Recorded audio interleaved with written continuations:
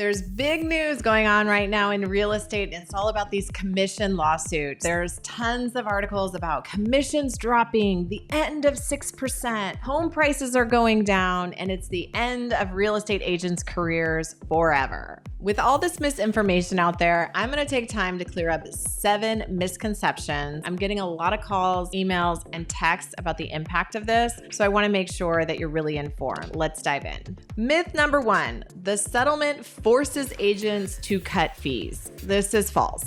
The truth is that commissions always have been, always will be negotiable. As with any industry, there's agents with more experience who charge more, and it's up to buyers and sellers to decide whether or not that value proposition is something that they're willing to pay for. Sellers have options to hire an attorney at low fees to do paperwork for them and even list their homes. Additionally, sellers have an option to sell their own home, and though I don't see that often, there's some people who decide to go that route.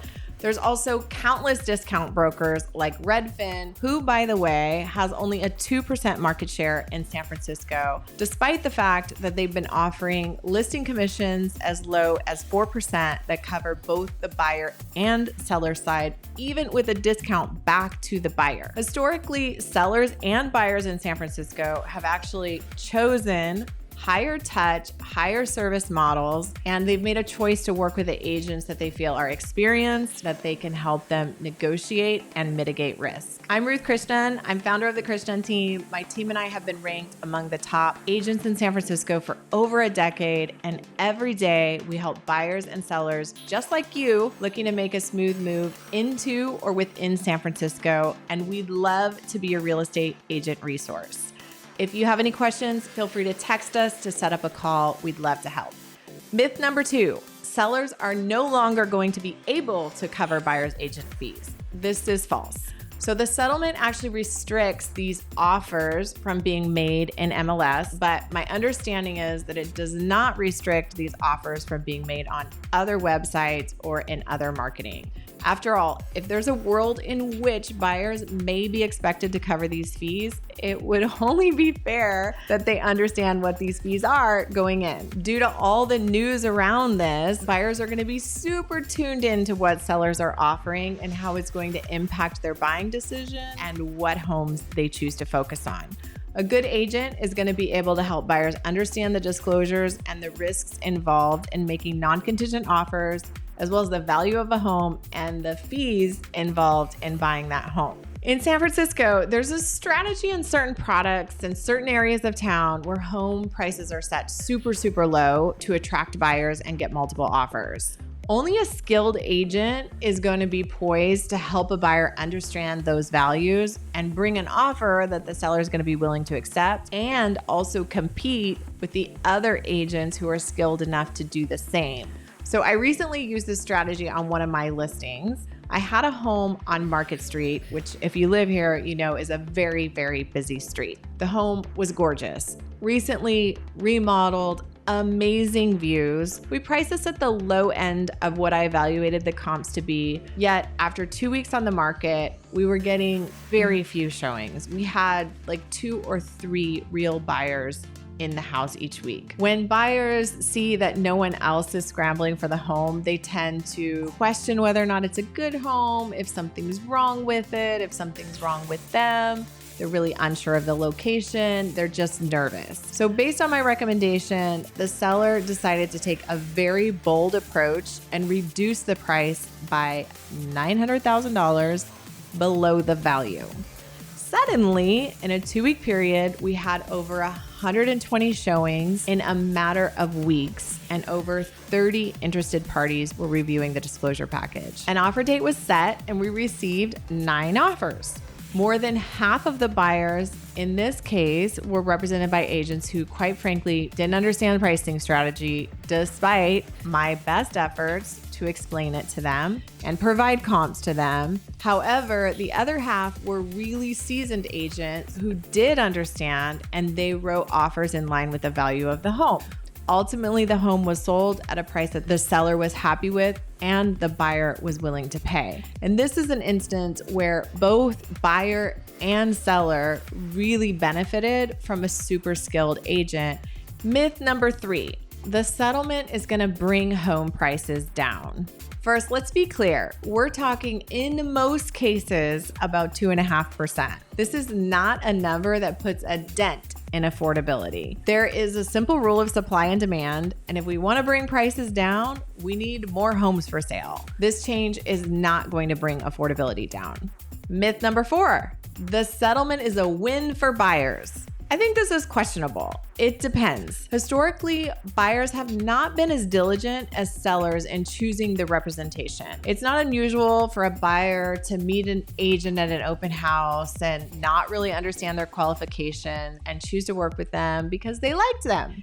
In the case of my Market Street listing, I saw agents come from as far out as like Livermore and Fremont to write offers for buyers. And those agents honestly had zero understanding of the market in San Francisco.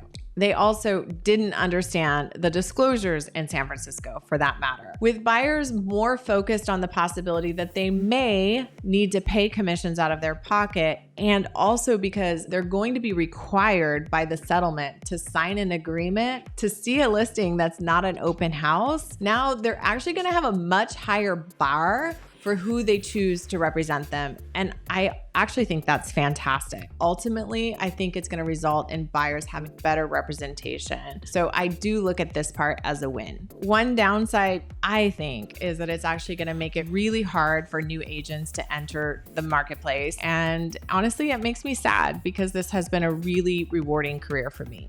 On the flip side, buyers do deserve to work with an experienced agent, and I think they're going to demand that. The questionable part is whether or not some buyers are going to choose to go it on their own. I'm quite certain there's going to be all kinds of tech solutions available where something like ChatGPT reviews a disclosure package and then offers are written by an attorney. I think these are terrible ideas, but buyers have the right to make that choice if they want. I think that most of the buyers in our area do understand that real estate in San Francisco is really complicated, and having an experienced professional by their side is crucial to understanding and choosing the right property and understanding the pros and cons of each house and getting the best deal. Good agents are also really good negotiators, and I believe a good agent is going to be able to negotiate the seller paying the concession on the commission for the buy side. More on that next.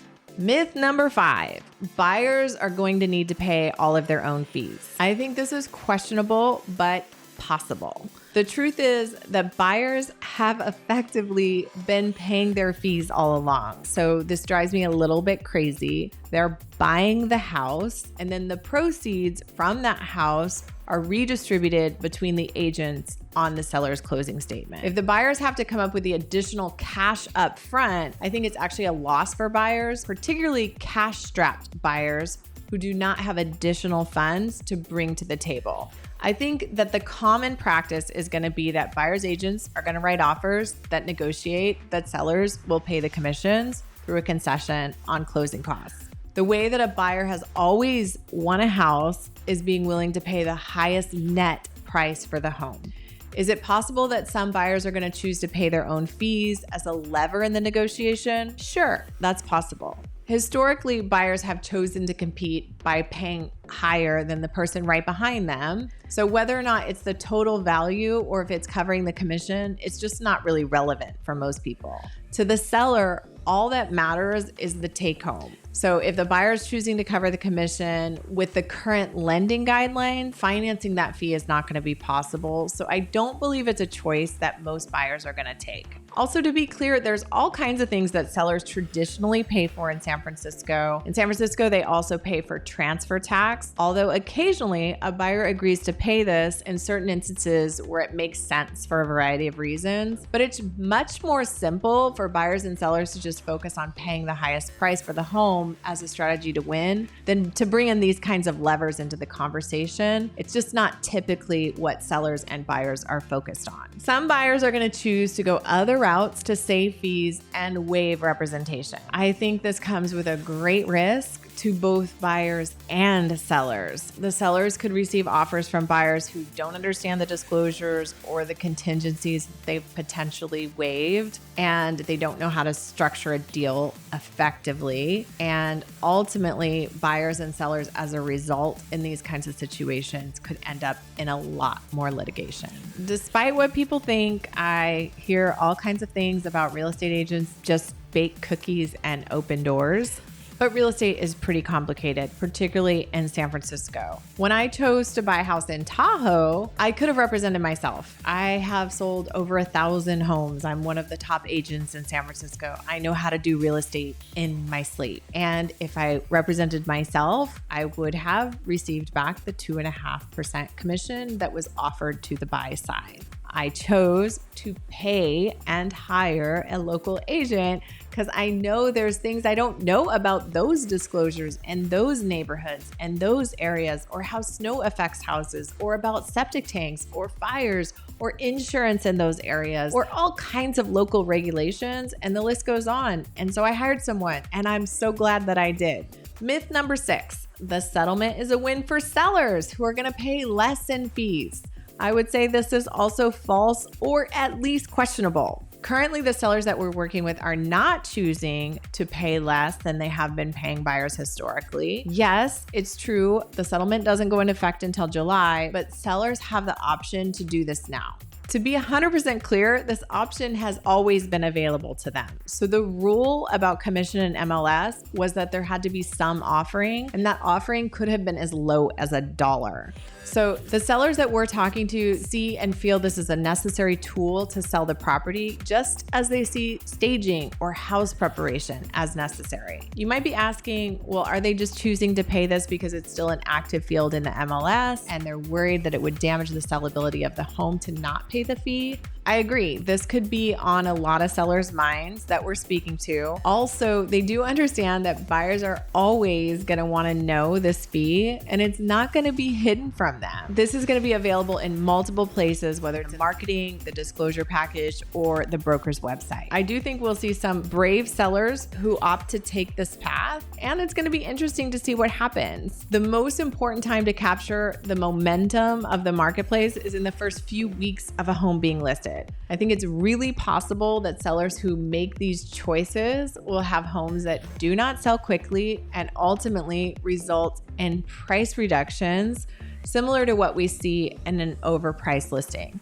By the way, the price reduction that's going to be recommended by most good real estate agents is going to be anywhere between 5 and 10% in order to try to recapture momentum on the home. Also, I think the buyers are going to write in the fees to be paid by the seller anyway. So why would a seller choose to take this risk to have their property sit, potentially sell for less, only to pay the fee at the end anyway? Ultimately, it's their choice, just as they have to choose whether or not they want to stage or prep a home, or the quality of the listing agent that they hire.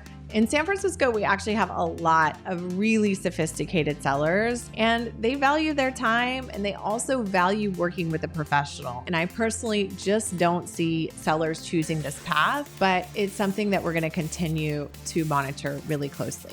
Myth number 7, the settlement offers compensation to sellers who were harmed by realtors. This is false. You must be thinking that some sellers and some buyers just made a lot of money from this lawsuit. Though a lot of money was paid or will be paid, each plaintiff stands to make less than $100, while the attorneys involved are going to make over $80 million in fees. This is not an altruistic mission by the attorneys to help buyers and sellers. This is a means of profit for their gain. And ultimately, the only real winner here is the attorneys. This is super complicated. The bottom line is that real estate agents are independent contractors who can set their own fees. As with any industry, there's a lot of differences in the professional ability of different people at different levels of experience. You can choose to go to H&R Block and get your taxes done. When I hired my CPA, he told me, Ruth, I'm expensive. He was referred to me by some people that I really, really trust, and I did hire him. And though I'm paying him the top of the range for a CPA, he has expertise and he's giving me service, and he's also going to save me a lot of money. and I think he's invaluable, and I think he's worth every penny. Did I try to negotiate with him? Nope, I did not. Could I have hired someone else to do my taxes for a lot less? Yes. Would I have gotten the same results? Absolutely not. There's a reason why the Four Seasons is always booked, and also there's accommodations at the Holiday Inn. There's room in the marketplace for both. There are always choices, and choices are awesome. People are different, and people want different things, whether it's a CPA or an attorney or a hotel or a real estate agent. If you're the kind of person who chooses a quality CPA over H&R Block, my team might be a good choice for you. If you're looking for more information about how to successfully buy a home in San Francisco, check out this video where I tell you everything that you need to know. Alternatively, feel free to reach out in a comment below. And if you don't want to miss another video, you know what to do. I'm happy to answer any questions that you have, as there's a lot of misinformation out there.